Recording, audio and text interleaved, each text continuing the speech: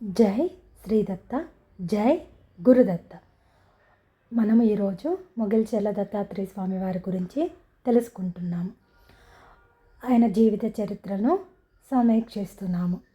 ఒక క్షణం పాటు ప్రభావతి గారిని నవ్వుతూ చూసి తను కూర్చున్న అరుగు మీద నుండి లేచి పార్వతీ అమ్మవారి విగ్రహం వద్దకు వెళ్ళి భక్తితో సాష్టాంగ నమస్కారం చేసి ఆ అమ్మవారి విగ్రహం పాదాల వద్ద ఈశ్వరుడు, పార్వతీదేవి, వినాయకుడు, సుబ్రహ్మణ్యేశ్వరుడు ఉన్న ఈశ్వర కుటుంబం ఫోటో చూపి అందులో ఉన్న పార్వతీదేవితో ప్రభావతి గారు సమానమని, తను వినాయకుడితో సమానమని, తల్లి ఎప్పుడూ బిడ్డకు నమస్కరించరాదని సైగలతో చెప్పి మరలా పార్వతీదేవి విగ్రహానికి సాష్టాంగ నమస్కారం చేసి వచ్చి అరుగు మీద కూర్చున్నారు స్వామివారు.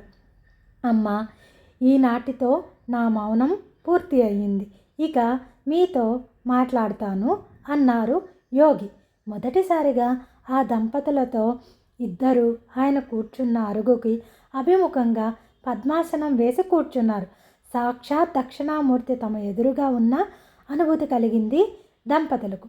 అప్పుడు ఆదిత్య హృదయం అప్పజెప్పటం, స్వామివారి బోధను తెలుసుకుందాము. శ్రీధర్రావు, ప్రభావతి దంపతులు ఆ యోగేశ్వరుడికి ముందు స్థిమితంగా కూర్చున్నారు.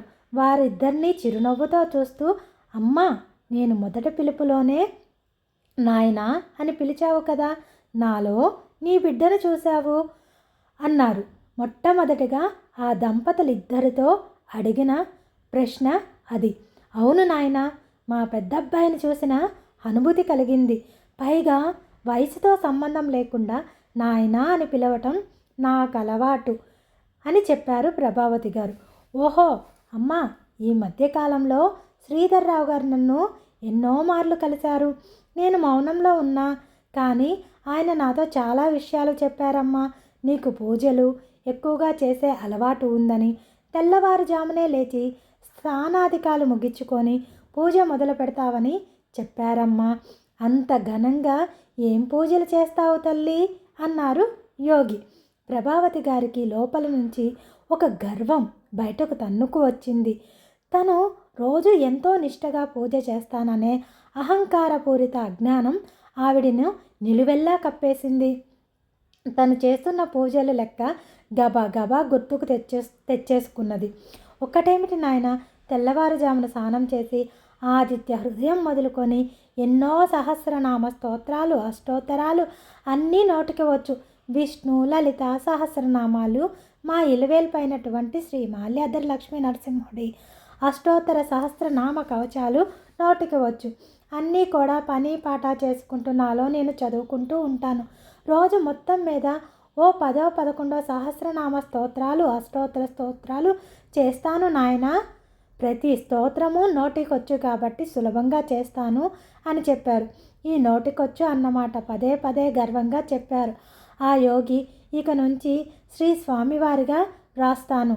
తను కూర్చున్న అరుగు మీద నుంచి లేచి నించొని అదే చిరునవ్వుతో, అమ్మా, అన్ని స్తోత్రాలు ఓపాసన పట్టానన్నావు కదా, మొదట ఆదిత్య హృదయంతో నీ పూజ మొదలవుతుందని చెప్పావు కదా, ఏది తల్లి, ఒక్కసారి ఆ ఆదిత్య హృదయం నాకు వినిపించు, ఒక్కసారి చదువమ్మా అన్నారు.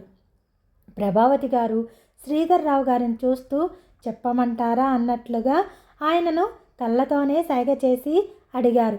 ఆయన వెంటనే చదువు పద్మావతి, నీవు రోజూ చేసేదేగా అన్నారు. ప్రభావతి గారు మళ్ళా ఒకసారి సర్దు కూర్చొని తతో యుద్ధ పరిశాంతం సమరే చిత్తయా స్థితం అని చెప్పబోయారు. అంతే, శ్లోకం అంతకంటే ముందుకి గుర్తు రావటం లేదు. మళ్ళీ తతో యుద్ధ పరిశాంతం సమరే అక్కడే ఆగిపోతుంది. ఆవిడ నాలుక మొద్దుబారిపోయినట్లు, అంతకంటే ఒక ముక్క కూడా ఆ శ్లోకంలో గుర్తుకు రావటం లేదు.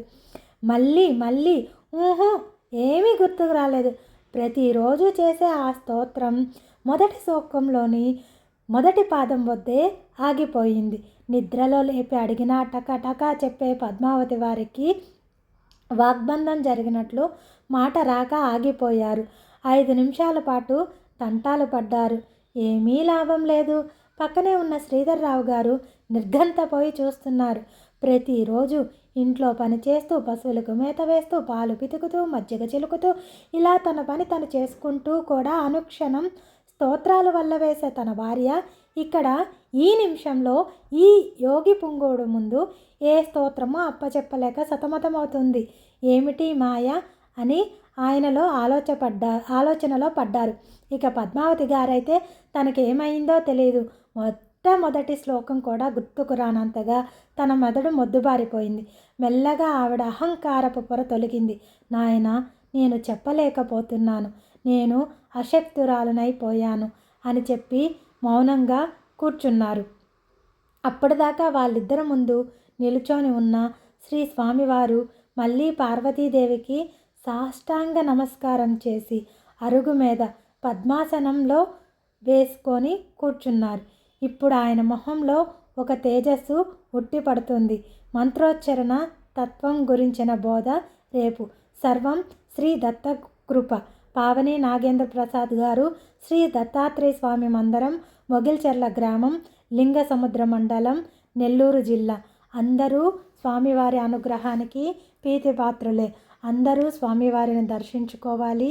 అందరికీ స్వామివారి యొక్క చల్లని చూపులు ప్రతి క్షణం మిమ్మల్ని కాపాడుతూ ఉంటాయి అని నమ్మకంతో మొగిల్చెర్ల వచ్చి స్వామివారి సేవలో మీరందరూ తరించాలని కోరుకుంటూ ముగిస్తున్నాను. నమస్కారాలు.